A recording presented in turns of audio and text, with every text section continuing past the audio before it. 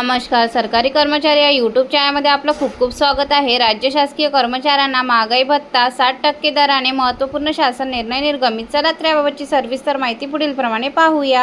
तत्पूर्वी चॅनलला सबस्क्राईब केलं नसेल तर चॅनलला सबस्क्राईब करायला विसरू नका. महागाई भत्ता 60% दराने लागू करण्यासंदर्भात राज्य सरकारकडून दिनांक 5 मे 2026 रोजी महत्त्वपूर्ण शासन निर्णय निर्गमित करण्यात आलेला आहे.